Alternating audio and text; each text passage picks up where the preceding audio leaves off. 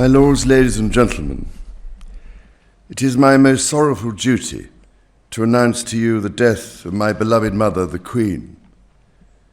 I know how deeply you, the entire nation, and I think I may say the whole world, sympathize with me in the irreparable loss we've all suffered. It is the greatest consolation to me to know of the sympathy expressed by so many to my sister and brothers, and that such overwhelming affection and support should be extended to our whole family in our loss. To all of us as a family, as to this kingdom and the wider family of nations of which it is a part, my mother gave an example of lifelong love and of selfless service. My mother's reign was unequaled in its duration, its dedication, and its devotion. Even as we grieve, we give thanks for this most faithful life. I am deeply aware of this great inheritance and of the duties and heavy responsibilities of sovereignty which have now passed to me. In taking up these responsibilities, I shall strive to follow the inspiring example I have been set in upholding constitutional government and to seek the peace, harmony, and prosperity of the peoples of these islands and of the Commonwealth realms and territories throughout the world. In this purpose, I know that I shall be upheld by the affection and loyalty of the peoples whose sovereign I have been called upon to be, and that in the discharge of these duties, I will be guided by the counsel of their elected parliaments.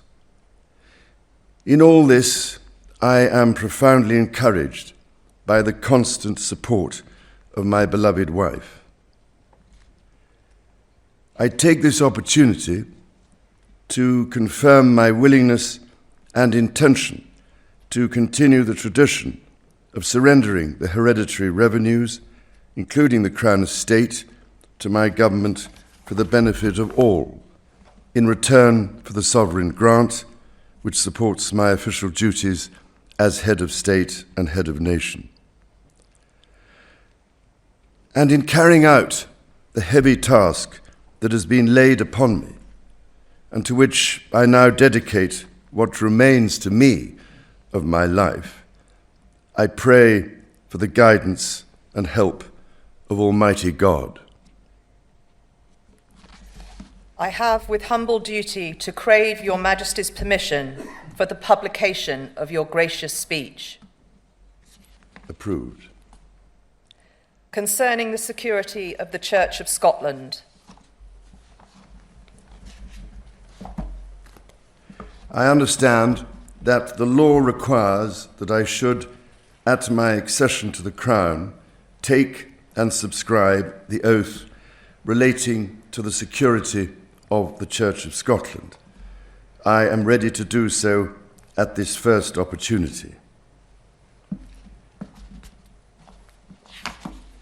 I, Charles III, by the grace of God of the United Kingdom of Great Britain and Northern Ireland, and of my other realms and territories, King, Defender of the Faith, do faithfully promise and swear that I shall inviolably maintain and preserve the settlement of the true Protestant religion as established by the laws made in Scotland in prosecution of the claim of right, and particularly by an act intituled An Act for Securing the Protestant Religion and Presbyterian Church Government, and by the acts passed in the Parliament of both kingdoms for union of the two kingdoms, together with the government, worship, discipline, rights, and privileges of the Church of Scotland. So help me God. I now invite Your Majesty to subscribe both copies of the instrument, confirming the oath has been taken.